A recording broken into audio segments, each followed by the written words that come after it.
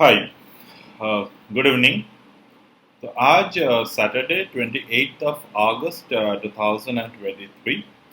तो निफ्टी के weekly analysis जैसे कि हमने प्रीवियस वीक में हमने एनालिसिस किया था और प्रीवियस वीक पे भी हमने ये सेम बातें डिस्कस किए थे कि मार्केट का जो मोमेंटम है वो शायद डाउनसाइड जो मोमेंटम है वो आकर रुक सकता है ऑन दिस मंथली रेजिस्टेंस।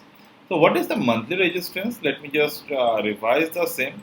यहाँ पर अगर आप देखेंगे तो मंथली पे मार्केट ने एक बियरिश एनगल्फिंग बनाए थे on the time of December 2022 और वो बियरिश एनगल्फिंग के लो ब्रेक किए थे मार्केट ने। फर्दर मार्केट ने एक दोजी बनाकर उस बियरिश एनगल्फिंग के हाई को मार्केट ने ब्रेक किया। तो जिस पॉइंट पर मतलब मंथ ऑफ जून 6 महीने के गैप के बाद जब मार्केट ने हाई को ब्रेक किए तो देयर वाज अ साइन कि मार्केट यहाँ से ऊपर की तरफ जा सकता है। राइट, ठीक है। सो यहाँ पर मार्केट ने एक रेजिस्टेंस जोन को बनाए और अभी जाकर अगर हम लोग देखें तो मार्केट ने डब्ल्यू कैन थ्योरी के अकॉर्डिंग 1 2 3 3 मंथ हाई के ऊपर क्लोज, 3 मंथ के ऊपर, फर्दर फोर्थ मंथ में हाई के ऊपर क्लोज दिए। तो इस पॉइंट से आकर ऑन द मंथ ऑफ अगस्त से आकर मार्केट जो है वो तेजी में आ गया। अब यहाँ पर जितने भी प्रेशर कैंडल्स बन रहे हैं, जैसे कि अभी ये अक्टूबर मंथ का कैंडल बनना बाकी है, तो अक्टूबर मंथ का कैंडल अगर कंफर्म होता है तो this month candle and this month candle of the month of अगस्त, ये दोनों कैंडल जो है वो एक पुल बैक की तरफ हम लोग यूज करेंगे। ठीक है। तो जैसे कि ये पुल बैक है, ये पुल बैक है, तो ये पुल बैक की तरफ हम लोग यूज कर रहे हैं और डेफिनेटली ये as a buy on dips, जैसे कि हर एक यहाँ पर जो भी आज मार्केट नीचे की तरफ आए हैं ये बाय ऑन डिप्स की तरफ हम लोग यूज कर रहे हैं। So this were the according to the technical analysis. ठीक है। नाउ अगर आपको ये टेक्निकल एनालिसिस को वैलिडेट करना है from the point of the Fibonacci perspective, तो हमें क्या करना होगा? मार्केट ने यहाँ पर दो फिबोनाची रिट्रेसमेंट के लिए दो स्विंग को क्रिएट किया है। There was a swing high which was at the previous year October 2021, 2 साल पहले, और उसके बाद मार्केट ने जून मंथ में यहाँ पर स्विंग लो बनाए थे। ठीक है। तो ये स्विंग हाई है, ये स्विंग लो है, ये that is another swing high, that is another swing low. तो ये दोनों भी ये स्विंग हाई और स्विंग लो है।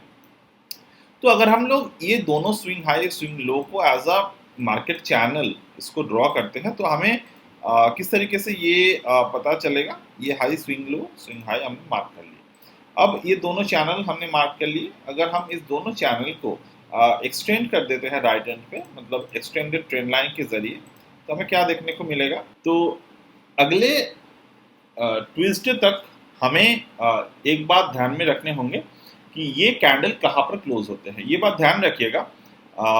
मैं इसको नोट डाउन लिख के देता हूँ। Up to next Tuesday we need to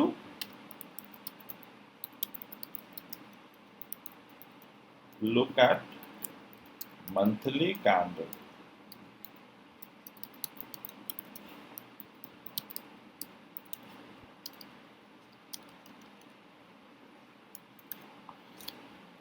मतलब एक्चुअली हमें क्या देखना होगा?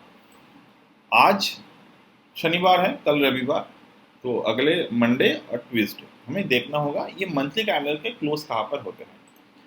तो जैसे कि ये एक स्विंग हाई बना, ये एक स्विंग हाई बना, तो मार्केट के क्लोजिंग अगर ये एक्सटेंडेड ट्रेंड लाइन के ऊपर बनते हैं, आप आपके चार्ट पे ये दोनों ड्रॉ कर लीजिएगा। 18604 1 अक्टूबर 2021 हाई, 1 दिसंबर 2022 high as a monthly chart, और ये मंथली चार्ट कहाँ पर क्लोज होते हैं ये आपको देखना होगा। अगर मंथली चार्ट डेफिनेटली अगर हाई के ऊपर क्लोज होते हैं, टेक्निकली अगर ये हाई के ऊपर क्लोज होते हैं, so it will be confirm as the retracement, मतलब ये बाय ऑन डिप्स। तो वहां से आप लोग जो हमारे ये ऐसा मानना होगा कि मार्केट जो है वो ऊपर की तरफ जा सकता है। सेकेंड थिंग, अगर हम लोग ये दोनों लो को कनेक्ट करते हैं तो ये दोनों लो कनेक्ट होगा, और अगर मान लीजिए ये अक्टूबर मंथ में हमें देखने को मिला कि मार्केट ये ट्रेंड लाइन के नीचे क्लोज हो रहे हैं, या फिर फर्दर मान लो ट्रेंड लाइन के ऊपर क्लोज भी होते हैं, ट्रेंड लाइन के ऊपर क्लोज भी होते हैं, मान लीजिए नवंबर मंथ या फिर दिसंबर, इनमें से कोई भी मंथ मान लीजिए मार्केट साइडवेज रहेंगे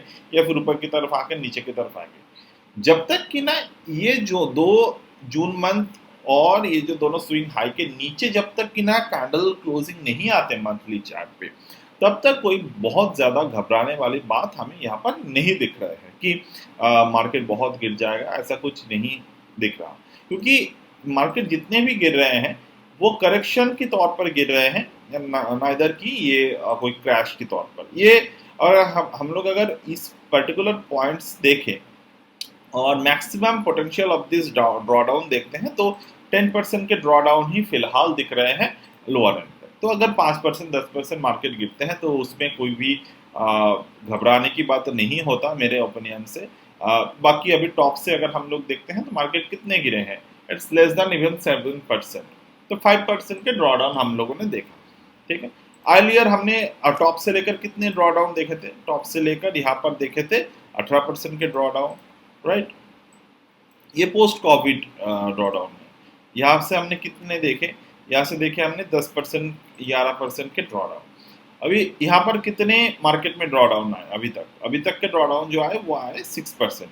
मान लेते हैं अगर ये लोअर एंड चैनल तक भी अगर ड्रॉडाउन आते हैं मार्केट में हमारे, तो भी कोई घबराने की बात बिल्कुल भी नहीं है इस पर्टिकुलर सेशन में, क्योंकि technically the market sounds very strong so far. बाकी अगर आप लोग इंडिकेटर ऑसिलेटर पे देखते हो, जैसे कि रिलेटिव स्ट्रेंथ इंडेक्स आरएसआई को अगर आप प्लॉट करेंगे, यूजुअली आरएसआई का 70 जो 30 के जो 70-20 के जो लेवल है, this was little bit of the एक सेकंड, इसको हम लोग आरएसआई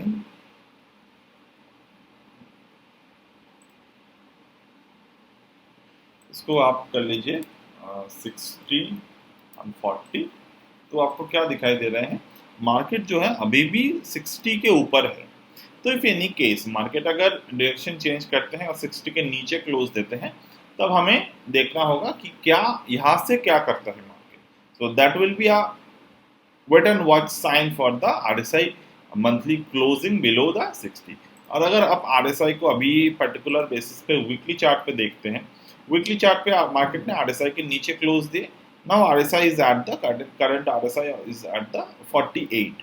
तो डेफिनेटली यहाँ से अगर आरएसआई को हमें आरएसआई के बेसिस पे देखने हैं, तो पर्टिकुलर बेसिस पर मैं ये देखता हूँ कि RSI plus the price action, definitely बिना प्राइस एक्शन के कुछ हमें देखने की ज़रूरत नहीं है। तो आरएसआई प्राइस एक्शन के बेसिस पे अगर हम लोग देखते हैं तो आरएसआई ने क्या किए, आरएसआई ने जिस पॉइंट पर आरएसआई 60 के ऊपर था उस सपोर्ट को मार्केट ने तोड़ दिया। तो डेफिनेटली ये इंडिकेट क्या कर रहा है, ये इंडिकेट कर रहा है कि हाँ पोटेंशियल ये है कि आरएसआई 40 तक आ सकते हैं, but that is not the guaranteed thing, क्योंकि अगर हम लोग इस पॉइंट से फिबोनाची रिट्रेसमेंट को ड्रॉ करते हैं तो मार्केट ने 1272 के ऊपर अभी भी वीकली चार्ट को क्लोज नहीं किया है। तो सिचुएशन वाइज अभी मार्केट की सिचुएशन क्या है, मार्केट ने सपोर्ट लिया है, मतलब रुके हैं। अब ये रुकना मतलब ये बिल्कुल नहीं है कि मार्केट इधर यहाँ से ऊपर की तरफ एकदम सीधा चला जाएगा, बट ये रुकने का मतलब ये है कि मार्केट ये दिखा रहा है कि even in this fall my prices are strong, मतलब मेरे प्राइस जो पैटर्न है वो स्ट्रॉन्ग है, क्योंकि ओल्डर सपोर्ट से आकर मार्केट ऊपर की तरफ आया है। So until and unless the 18,000 ये जो लो बना है 18,830 के जो लो है वो रुके रहता है मार्केट में, तो the market is still in the strong hand so far, ठीक है। तो ये बेसिक वे में देखने की ज़रूरत है। और जैसे कि मैंने कहा ट्यूसडे तक हमको मार्केट वाइज यहाँ पर देखने हैं कि मार्केट क्या करते हैं, ट्यूसडे तक मंथली चार्ट कहाँ पर क्लोज होते हैं, ये बहुत इंपॉर्टेंट है देखना, ठीक है। तो यहाँ तक आ गए, जस्ट अ सेकेंड। तो ये पर्टिकुलर पॉइंट से कोई अगर ड्रॉडाउन हमें देखने को मिलता है इफ एनी केस, क्योंकि RSI have the potential to take the support at the 40 range, तो ये पोटेंशियल रेंज जो है वो 19,952 और 18,606 एट द वर्स्ट के सिनेरियो ये पॉसिबल है। ये वर्स्ट केस सिनेरियो अगेन, जैसे कि पहले से ही हमारा जो प्लान था वो मंथली चार्ट के रेजिस्टेंस का ही प्लान था, वो आ गए. So currently we should be more focus on buy on dips in the cash based stock and up to wait up to Tuesday closing. The Tuesday closing कहाँ पे होते हैं वो बहुत important रहेगा. At the same time अगर हम लोग डेली चार्ट पे आते हैं तो in the daily chart the relative strength index is already taking a support over there. Okay. So on any case, the RSI close above 40 in the RSI based traders, those who are beginners, you can take a dip over there. Because see, RSI अगर आप देख रहे हो, RSI ने divergence create किए. Sorry, actually it's not divergence in the daily chart, but 1.272 के नीचे एक साइड क्लोज हुआ था. I would like to ignore the RSI especially because that's not my area of expertise. So I would like to focus more on the Fibonacci. 1.272 market एक बार 1.272 के नीचे close दिए and next time market ने 1.272 के ऊपर close दिए. So for me it's a divergence. So market is trying to came from the negative range to positive range. Second thing, recent swing को अगर हम लोग मार्क करते हैं तो वहाँ पर क्या हुआ था, मार्केट ने 1.618 के नीचे क्लोज दिया था, फर्दर उसके ऊपर क्लोज दे दिए. तो एक बार अगर डेली चार्ट पे 19193 ऑलरेडी डेली चार्ट पे बुलिश हो चुके हैं मार्केट, फर्दर बुलिश मोमेंटम के लिए 19,193 के ऊपर मार्केट के closing will give us the benefit of the momentum. Last thing जो हमें देखना है अभी वो है आवरली चार्ट.